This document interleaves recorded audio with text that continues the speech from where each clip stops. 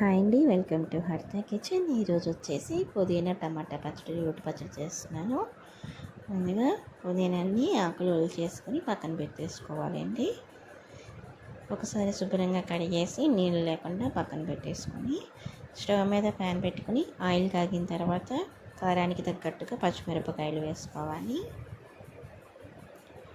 పచ్చిమిరపకాయలు ఫ్రై అయిపోయిన తర్వాత అదే ప్యాన్లో మరి కొంచెం నూనె వేసుకొని పుదీనా ఆకులు వేసేసుకోవాలి. పుదీనాని పచ్చివాసన పోయేలాగా ఒక 5 మినిట్స్ అలాగా కలుపుకుంటూ ఫ్రై చేసుకోవాలి.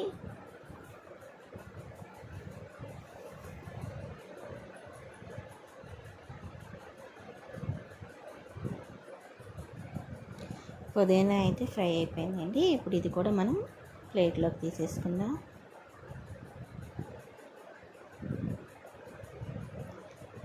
ఇప్పుడు కొంచెం నూనె వేసుకొని టమాటాలు ఇందులో వేసేసుకోవాలండి.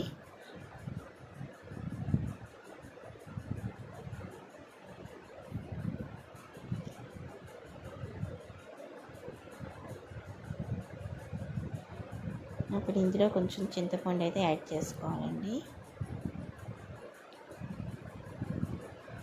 టమాటాలు త్వరగా మగ్గడం కోసం ఇందులో మనం ఉప్పు వేసుకుందాం. ఒకసారి మూత పెట్టుకుంటే టమాటాలు త్వరగా మగ్గిపోతాయి.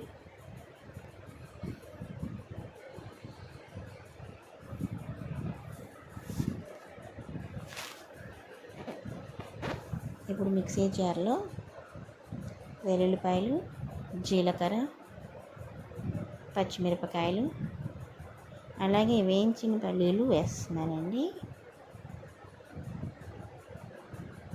ఒక 3 టేబుల్ స్పూన్స్ దాకా వేయించిన పల్లీలు వేసుకుంటున్నాను. ఇవి ఒకసారి మిక్సీ పట్టుకున్న తర్వాత ఇందులో మనం పుదీనాని అలాగే టమాటా ముక్కలను కూడా వేసేసుకోవాలి.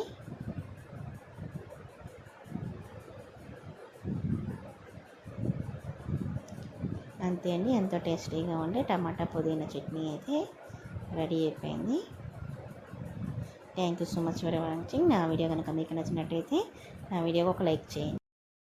నా ఛానల్ని సబ్స్క్రైబ్ చేసుకోండి. Thank you so much for watching.